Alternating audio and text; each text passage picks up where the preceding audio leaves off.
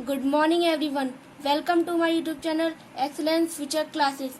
आज हम पढ़ेंगे इंग्लिश ग्रामर में चैप्टर 1 काइंड्स ऑफ सेंटेंस यानी वाक्य के प्रकार। सबसे पहले हम वाक्य की परिभाषा को पढ़ेंगे। A sentence is a group of words which make complete and clear sense, यानी शब्दों का ऐसा समूह जिसमें एक सब्जेक्ट यानी कि कर्ता, एक मेन वर्ब यानी कि प्रधान क्रिया हो और उसका भाव या उसका अर्थ पूर्ण एवं स्पष्ट निकले, तो वह हमारा सेंटेंस यानी कि वाक्य कहलाता है। सबसे पहले हम हेडिंग डालेंगे definition.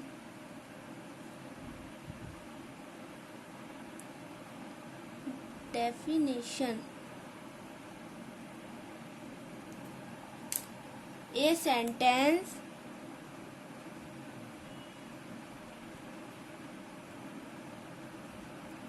is a group of words which makes complete and clear sense. A sentence is a group of words which makes complete and clear sense, यानी शब्दों का ऐसा समूह, शब्दों का ऐसा समूह जिसमें एक सब्जेक्ट यानी कि कर्ता तथा एक प्रधान क्रिया यानी कि मेन वर्ड हो,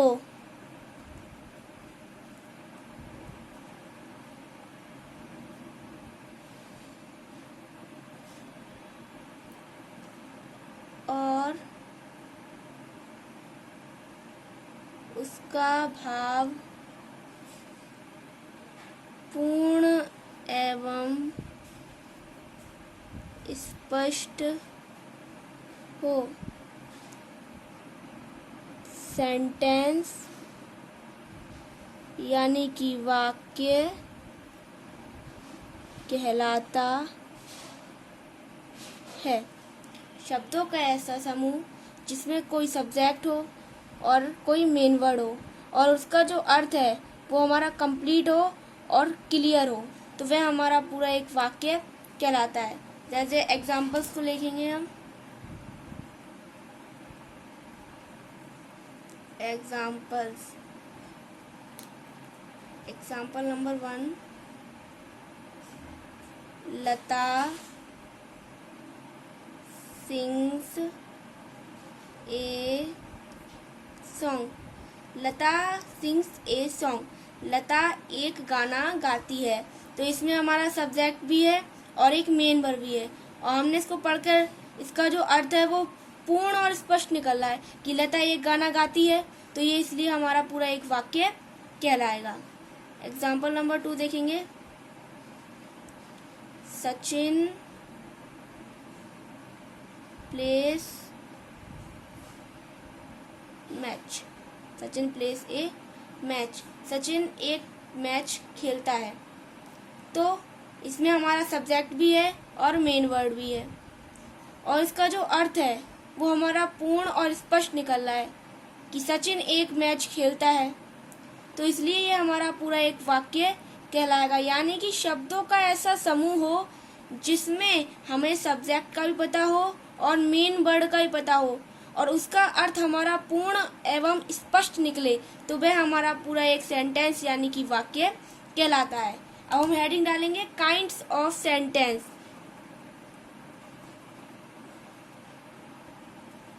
काइंड्स ऑफ सेंटेंस,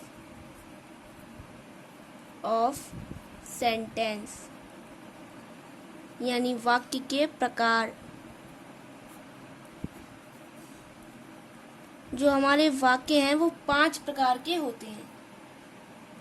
सेंटेंस यानी कि वाक्य हमारे 5 प्रकार के होते हैं। नंबर 1 होता है हमारा असर्टिव सेंटेंस। नंबर 1 होता है हमारा असर्टिव सेंटेंस यानी कि साधारण वाक्य।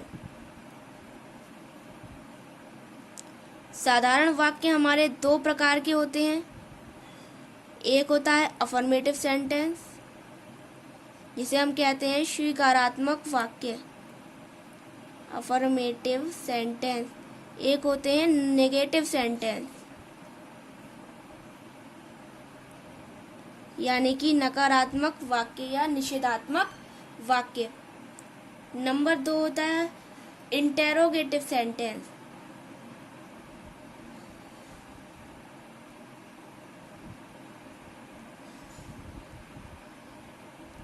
यानी कि प्रश्नवाचक वाक्य।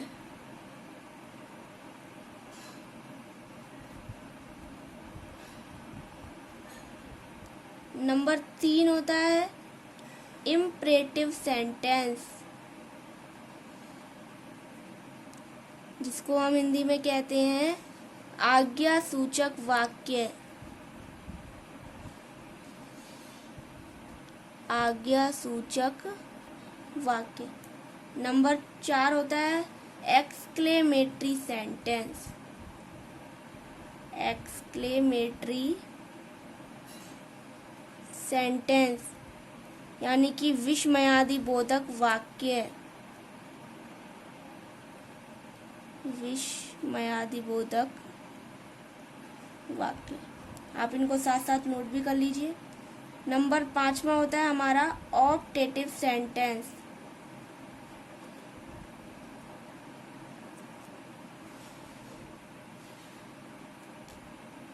यानी कि इच्छा सूचक वाक्य। इच्छा सूचक वाक्य। हमने 5 प्रकार के सेंटेंस पढ़े। नंबर 1 होता है हमारा असर्टिव सेंटेंस यानी कि साधारण वाक्य। ये हमारे 2 प्रकार के होते हैं। नंबर 1 होता है अफर्मेटिव सेंटेंस, नंबर 2 होता है नेगेटिव सेंटेंस। अफर्मेटिव यानी कि स्वीकारात्मक वाक्य, नेगेटिव यानी कि नकारात्मक या निषेधात्मक वाक्य।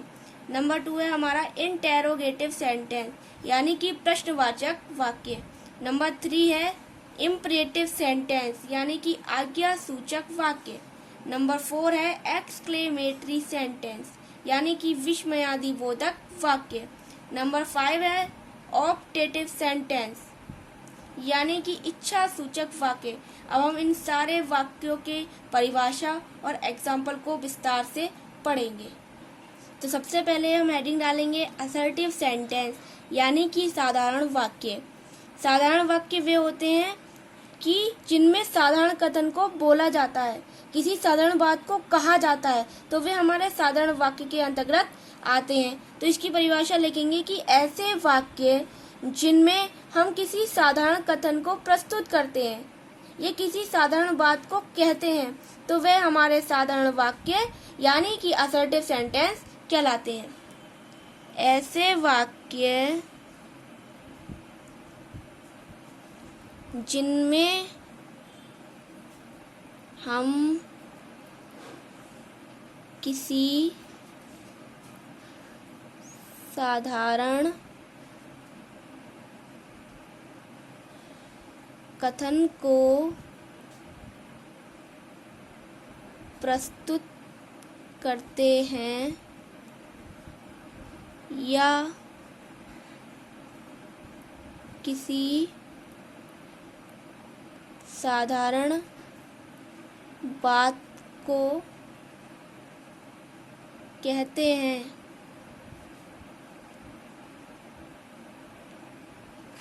तो वे साधारण वाक्य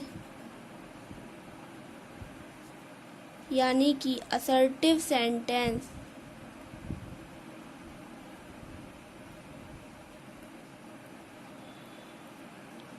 कहलाते हैं।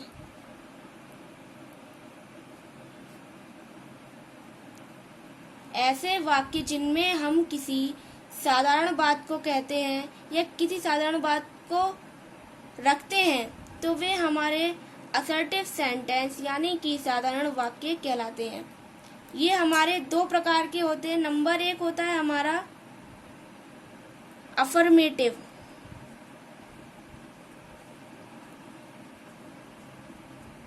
यानी कि स्वीकारात्मक वाक्य।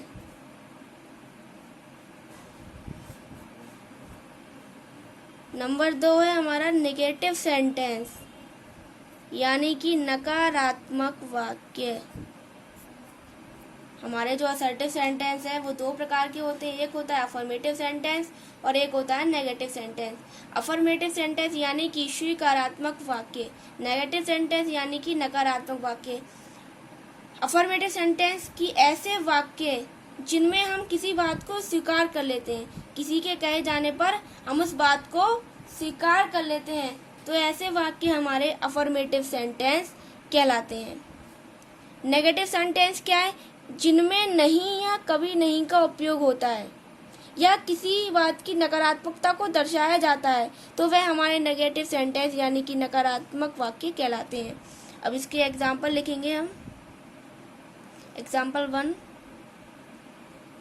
लता is a good singer. Lata is a good singer. Lata एक अच्छी गायकार है। तो इसमें हमने स्वीकार कर लिया कि लता एक अच्छी गायकार है।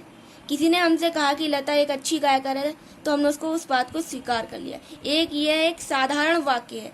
तो किसी के कहे जाने पर हम उस बात को स्वीकार कर लें तो वे हमारे स्वीकारात्मक वाक्य कहलाते हैं, और स्वीकारात्मक वाक्य हमारे असर्टिव सेंटेंस यानी कि साधारण वाक्य के अंतर्गत आते हैं। एग्जाम्पल नंबर 2 देखेंगे।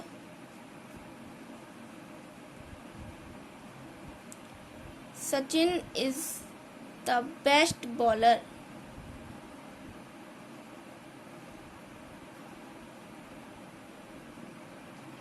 Sachin is the best bowler. Sachin एक अच्छा बॉलर है। तो इसमें किसी ने कहा हमसे कि सचिन एक अच्छा बॉलर है, हमने उस बात को स्वीकार कर लिया। तो किसी के कहे जाने पर हम उस बात को स्वीकार कर लेते हैं, तो ऐसे वाक्य हमारे स्वीकारात्मक वाक्य के अंतर्गत आते हैं। ठीक है, अब आते हैं हम नेगेटिव सेंटेंस यानी कि नकारात्मक वाक्य जिनमें नहीं या कभी नहीं का उपयोग होता है। ऐसे वाक्य हमारे नकारात्मक वाक्य कहलाते हैं। जैसे Meera is not a good writer. Meera is not a good writer. Meera एक अच्छी लेखिका नहीं है। तो इसमें हमारा नहीं का उपयोग हुआ है, नॉट का उपयोग हुआ है, तो इसलिए इसकी नकारात्मकता को तो दर्शाया गया है कि मीरा एक अच्छी लेखिका नहीं है। तो इसलिए ये हमारा नकारात्मक वाक्य कहलाएगा। ऐसे ही हम दूसरा लिखेंगे।